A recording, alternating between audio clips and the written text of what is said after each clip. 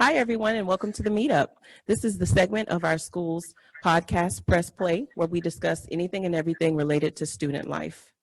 This week, we have Professor Ann Evans, a biology professor here at Thomas Nelson, and we will be discussing an assignment on masks and vaccines for her Biology 102 lecture class.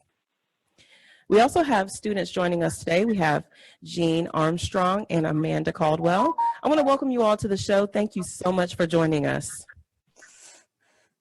Thank you. It's a pleasure to be here. Yes, we appreciate the opportunity. Absolutely. Thank you so much. Thank you. So, Professor Evans, could you give us a little bit of background on this assignment?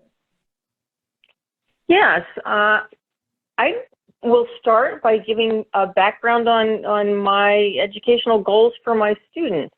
I tell my students at the beginning of the semester that I have an ulterior motive. I'm teaching them, helping them to learn biology, but I want to also help them become active citizens. That's been one of my goals ever since I started at Thomas Nelson. So for this assignment, entitled Public Health versus Personal Freedom in the Time of COVID, I started out by making note of the tension that's always been a part of the American experience between personal liberty and the common good. And that tension is very sharp right now because public health is an especially important part of the common good. So everyone knows that two topics that we really need to come to agreement about are the use of masks and the use of vaccines. I started by asking the students just a series of questions with links to news articles. For example, do we have a right to expect medical workers to do their jobs if we're not willing to help protect them?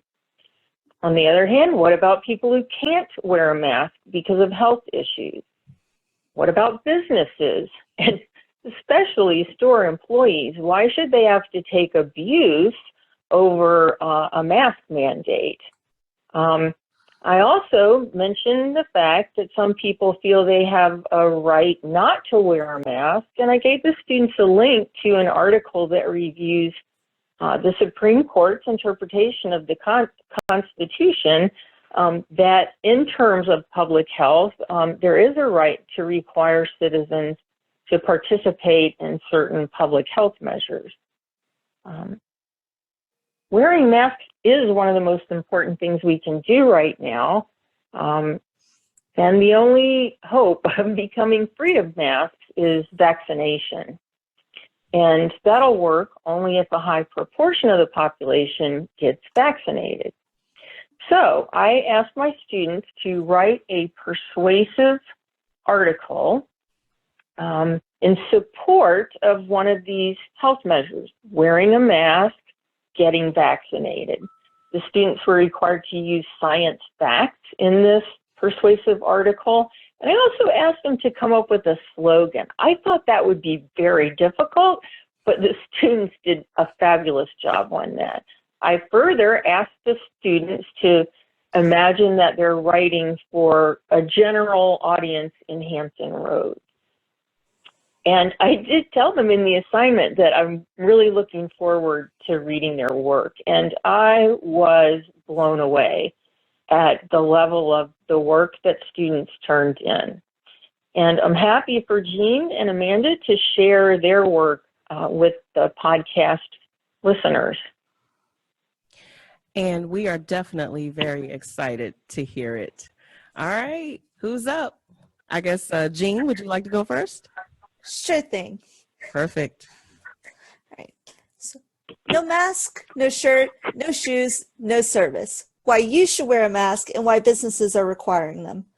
Masks are uncomfortable, they're hot, sweaty, and when they get damp, they're just downright unpleasant. Plus, you have to remember to grab them, don't leave them in the car. Everyone has enough to keep track of without dealing with a piece of cloth that seems more annoying than useful. So why are many local businesses, including large chains such as Walmart, forcing people to wear them, even though early this year they were saying not to wear masks? The answer, dear listeners, is as simple as the scientific method you all learned in school. At the beginning of the pandemic, we had not had the time to test all the hypotheses. Instead, the CDC gave advice on what they did know. They knew that medical workers would have a severe lack of supplies and that panicking the public would result in worse shortages for medical workers who were the priority in both containing and treating COVID. They were also unaware of the asymptomatic and pre-symptomatic spread of the virus. According to the World Health Organization, the extent of truly asymptomatic infection in the community remains unknown. Okay, you might say, that makes sense, but why should I have to wear one? Don't I have rights? You do. However, this is not the first time you've given up those rights to do what you please in order to receive service. You wear clothes to go out in public, right?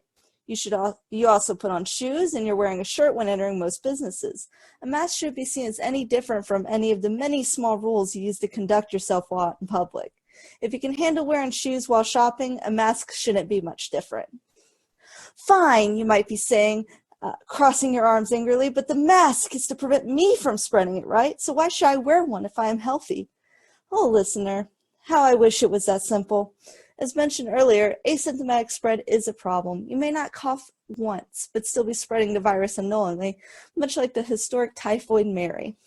If helping others is not enough incentive, recently Dr. Anthony Fauci admitted that he believes there is certainly a degree of aerosolization causing the coronavirus to spread, and although it's still being studied, while they're still studying just how much spread might be airborne, the possibility alone should make you want to run and put on 2 masks. But it's too hard to breathe. What if I suffocate? The health problem dilemma. Quite simply, if you do have a health condition that truly makes it impossible to wear a mask, the best thing to do would be simply to stay home and use the many delivery services to help with groceries and to work from home. If you must go out, you should at least try to wear the mask when you must be close to people and pull away from others if you need a moment to breathe. COVID preys on those with weaker lungs, and that means it should be your top priority to avoid catching it any way you can. In conclusion, wearing a mask benefits the public as a whole and is for your safety as well as others. It could be annoying, yes, but no more annoying than making sure you put on pants instead of pajamas before heading out to shop. A small amount of discomfort while shopping is nothing compared to the long-term effects of the virus, which have not even begun to be fully studied yet. Amazing. Wonderful. Professor Evans, you said these were going to be good, but that was great. Yes, very impressive. Thank you. Amanda, you have your work cut out for you. I did enjoy that. I can't remember if I commented on it when we did our assignment, but I enjoyed it a lot. Yes. Jean, I did want to ask you, what was the most interesting part of this assignment for you? Honestly, it was the most interesting part was being able to tie it into my everyday life because until recently I was working out in the public and we were trying to enforce a mask mandate, and I've heard every excuse under the sun, so it's exciting to be able to put scientific backing behind all of those excuses. Yes. All right, next up, Amanda, the floor is yours. Thank you. All right, mine's called Bask in the Mask. As experts continue to learn about COVID-19 and the virus that it causes, advice to the general public has changed and evolved. Masking in particular has become a point of contention.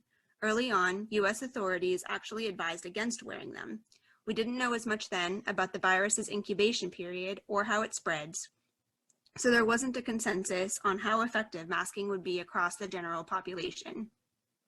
There was also a shortage of surgical and N95 masks, which were desperately needed by medical providers on the front lines. We now know that people who are pre-symptomatic or asymptomatic can infect others.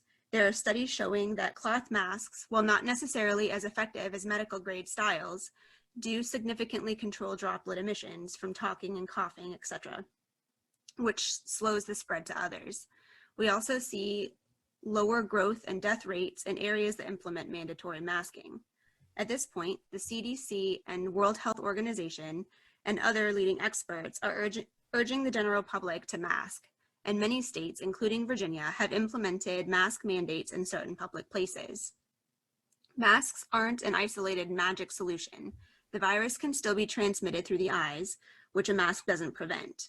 In general, evidence points more toward masking as source control or stopping the spread to others, more so than preventing infection to yourself, though you do still lower your overall chances of catching the disease by wearing one.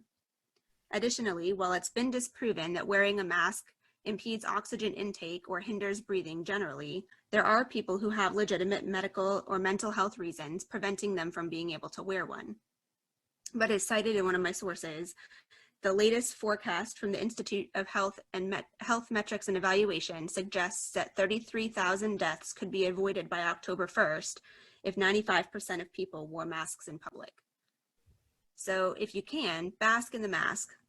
Combined with social distancing, hand washing, and disinfecting practices, masks are a tool we can use to keep ourselves and others as healthy as possible. What's the best mask for you? You'll want to select something comfortable and made of breathable material, preferably with 2 or more layers that fits well with no gaps. Make sure it covers your nose and mouth, and don't wear it in any alternate ways, such as below your nose or around your neck. Handle only by the straps and loops when putting it on or taking it off, and avoid touching your face. Wash your mask regularly with your normal laundry if using a cloth version. We can all do our part to slow the spread of COVID-19, which buys scientists more time to develop a vaccine. Amazing work, Amanda. Really, really nice. I like how you showcase both sides of the debate, as well as you provided tips and suggestions for citizens. Great work. A question for you. So after completing this assignment, what do you feel is the most important takeaway message? I really would like to see people coming together to come to a solution. These measures are most effective when most people are doing them. And so having to fight the people who are making all these excuses, it makes it difficult to actually have an effective outcome. So I'd like to see more people just getting on board with this and doing it, even if they don't think it's worthwhile, just do it to make a difference. Wonderful, wonderful. Professor Evans, I can only imagine the struggle that you have when you have such great student work. A's across the board, everyone. I want to thank Professor Evans, as well as Jean Armstrong and Amanda Caldwell for joining us here today. I really, really appreciate you guys. And again, you did some outstanding work. So that's it for today's meetup. Everyone, again, I'm your host, Debra Godet. I want to thank you for tuning in, and I'll catch you at the next meetup.